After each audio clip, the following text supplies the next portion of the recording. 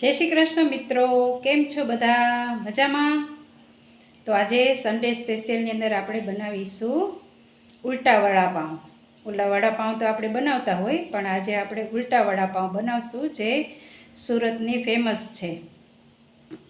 આ વાનગી છે એ સુરતની સ્પેશિયલ છે, ત્યાં ઉલટા વડાપાઉં બહુ ફેમસ છે. તો આપણે બનાવીશું ઉલટા વડાપાઉં.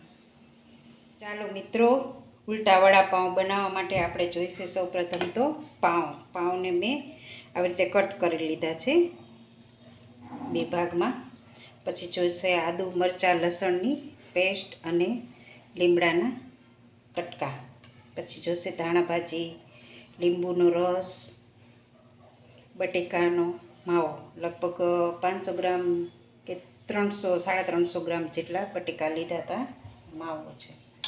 પછી જોશે બધા રૂટિંગ મસાલા, પછી ગરમ મસાલો, મીઠું, પછી એમાં બંને બાજુ ચોપડવા માટે લસણની ચટણી અને લીલી ચટણી. તો ચાલો શરૂ કરીએ આપણે મસાલો વઘારવાનું બટેટાનું. તો આપણું તેલ આવી ગયું છે, હવે એમાં નાખી દઈશું રાઈ જીરું. રાઈ જીરું તતડી જાય ને એટલે આપણે નાખી દઈશું એમાં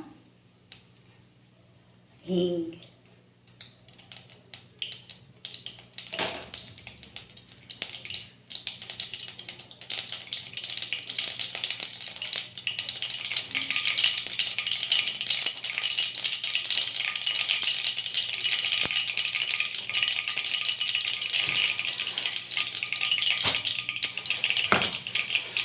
હવે હિંગ તતડી ગઈ છે. હવે આપણે એમાં નાખી દઈશું લીમડાના પત્તા અને પછી નાખી દઈશું આદુ મરચાં અને લસણની પેસ્ટ. અને આપણે એની કચાશ દૂર થઈ જાય ને ત્યાં સુધી આપણે એને સાતરી લઈશું.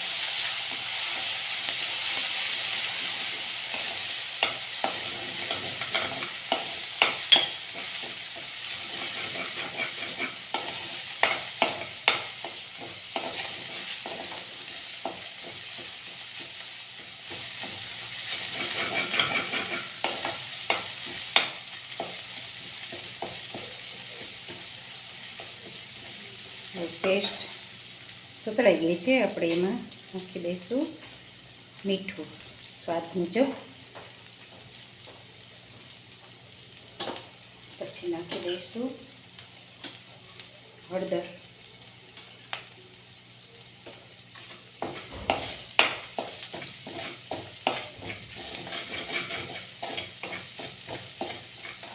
પછી આપણે બટેટાનો માવો એડ કરી દઈશું.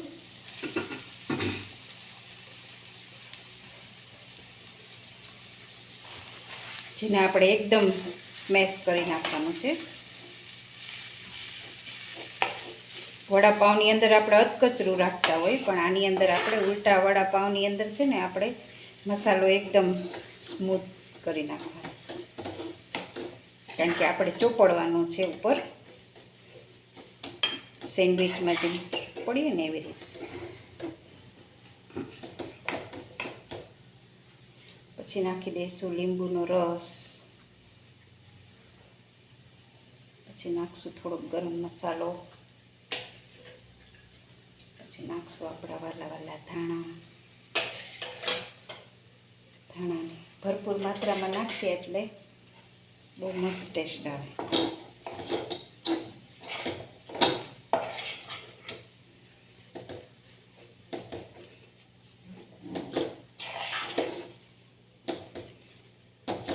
હવે આવી રીતે હલાવીને એકદમ મસાલો બધો બરાબર મિક્સ થઈ જાય ને એવી રીતે આપણે ચલાવી લઈશું.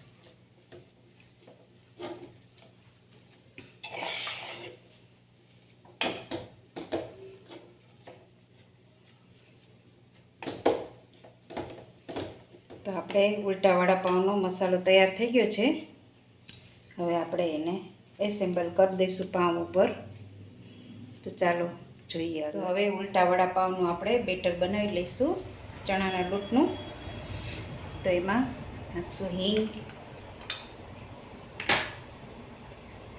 સ્વાદ મુજબ મીઠું, પછી એમાં થોડો મરીનો પાવડર નાખવાનો, થોડાક લીલા ધાણા,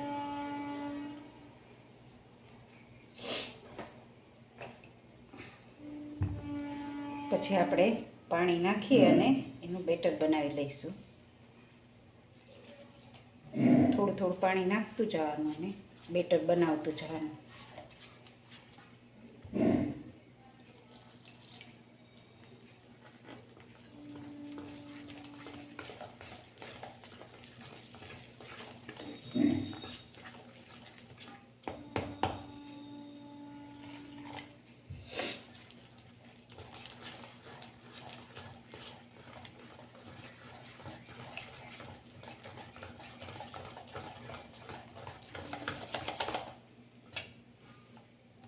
થોડુંક જાડું છે, પાણી નાખી દઈશું.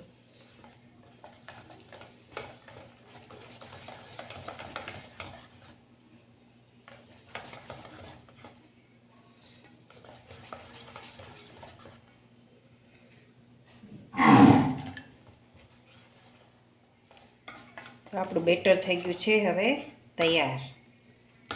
આટલું રાખવાનું.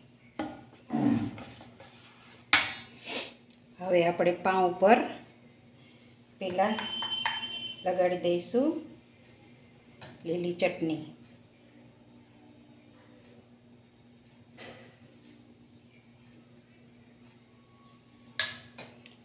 પછી એની ઉપર આપણે મસાલો લગાડી દેવાનો. સેન્ડવિચમાં કરીએ ને એવી જ રીતે.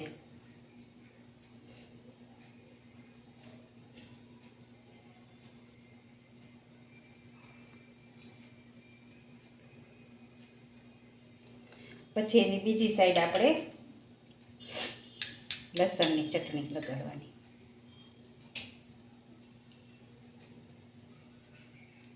પછી આમાં તમારે ચીઝ એડ કરવું હોય તો એ પણ કરી શકો છો.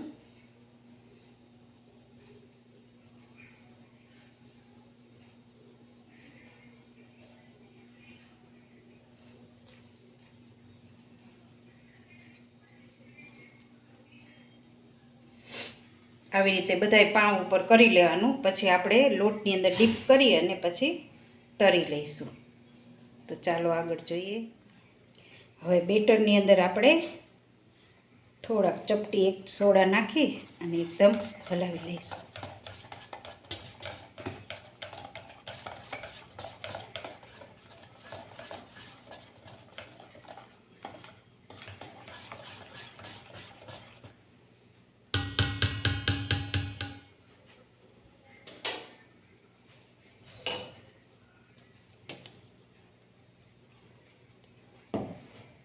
હવે આપણું તેલ આવી ગયું છે. તો હવે આપણે આ બેટરની અંદર આવી રીતે ડીપ કરી અને નાખી દઈશું. આ મોટું હોય ને એટલે એક એક તળવા.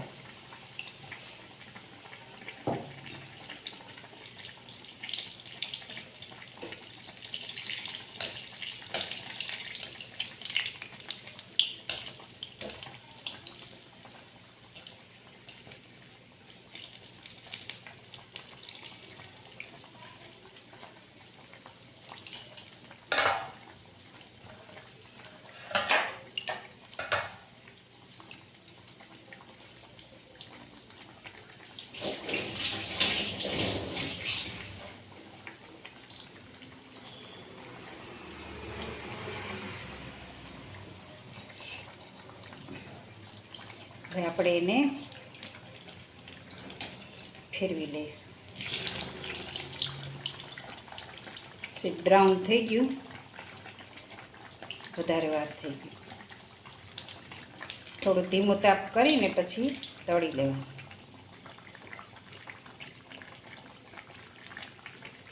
હવે આપણે એને કાઢી લઈશું.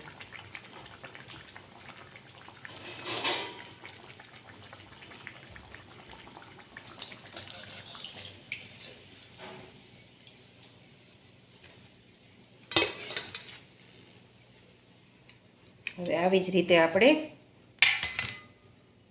બીજા પાવને પણ તળી લઈશું.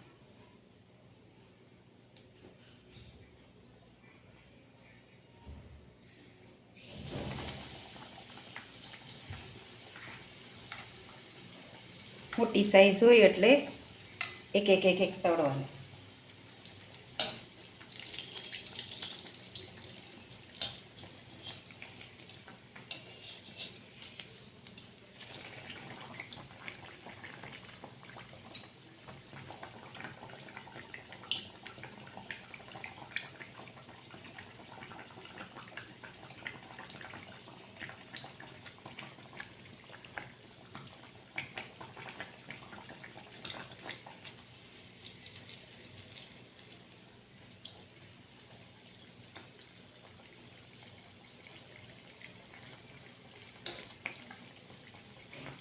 આવી રીતે આપણે બધા જ પાવને તળી લઈશું.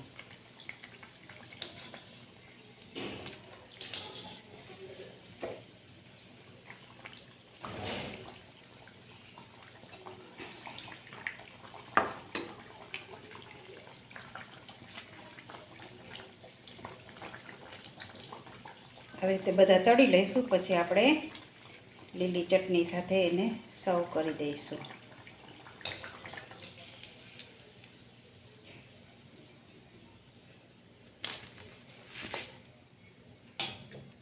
તો આવી રીતે બને છે. તો મિત્રો ચાલો, તૈયાર છે આપણે ઉલટા વડાપાઉં. એને આપણે સોસ અને લીલી ચટણી સાથે સર્વ કરી દઈશું. તો જરૂરથી ટ્રાય કરજો મિત્રો, બહુ મસ્ત લાગે છે. તો ચાલો બધા જમવા.